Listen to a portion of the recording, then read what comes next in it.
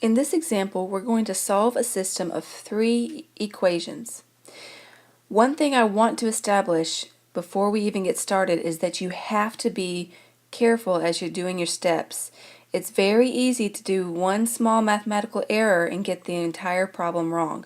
So as you're going through these problems, make sure you're checking your work step by step. Don't just check it at the very end, but check it step by step so you make sure you're not making any small mistakes.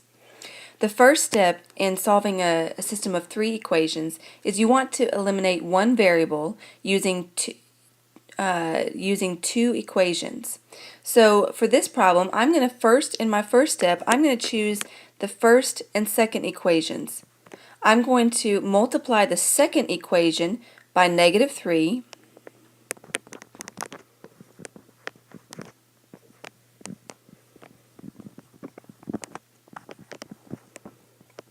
and then I'm going to add it to the first equation. This gives me -3a minus 24b plus 18c equals 141. Okay, and that is again multiplying everything in the second equation by -3. And here's my first equation.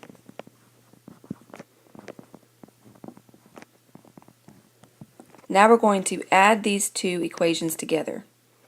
The 3a's cancel out. We're left with -26b plus 25c equals 154. Now we're done with the first step. Now the second step is you want to take two other equations and eliminate the same variable. In this step, I'm going to choose the second and third equation. I'm going to multiply the second equation by -7 and add it to the third equation. So here's that step. We have -7a minus 56b plus 42c equals 329. And again, this is what we get when we multiply that second equation by -7. And this is our third equation here.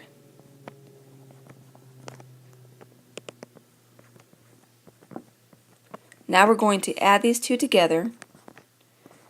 This goes away completely, leaving us with -65b plus 33c equals 326. The third step,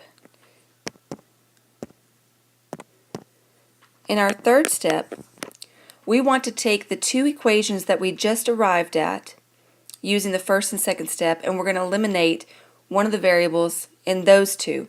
Okay, so the equation that I came to in my first step was -26b plus 25c equals 154. The equation for my second step is -65b plus 33c equals 326. So we want to eliminate one of the variables in this set of equations. I decided I'm going to eliminate the b's. If I multiply the first row by -5 and the second row by +2, I'll get the same but opposite coefficients in those as coefficients of b. Alright, so -5 times the first row is going to give me 130b minus 125c equals -770. 2 times the second row is going to give me -130b plus 66c equals 652. And again, we're going to add these together. We get -59c equals -118. If we divide both sides by -59, we'll find that c equals 2. Now that we know that one of the variables, we're going to take this variable and we're going to plug it into one of these equations here, and solve for b. So I'm going to choose the second equation. We'll plug in c equals 2 and we'll solve for b. Here's that equation. Substituting in 2 for c.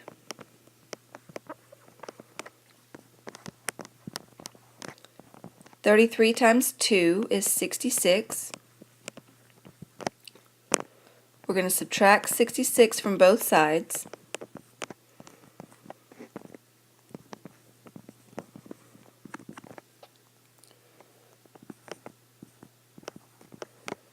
And then we're going to divide both sides by negative 65. And we find that b equals negative 4. Now that we know what b and c are, we can plug in those two values into one of our original equations and find what a is. The easiest one to do that with is the second equation. So I'm going to plug in c equals 2 and b equals to negative 4 into that second equation of a plus 8b minus 6c equals negative 47.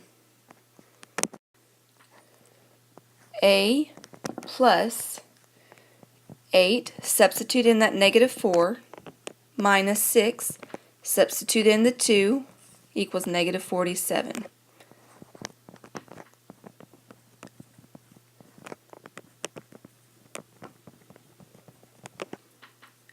Negative 32 minus 12 is negative 44. Add 44 to both sides. And we find that a equals negative 3. So my solution is a equals negative 3, b equals negative 4, and c equals 2. If we were to plug these into all three equations, we would find that each equation is true, and thus proving that our answer is correct.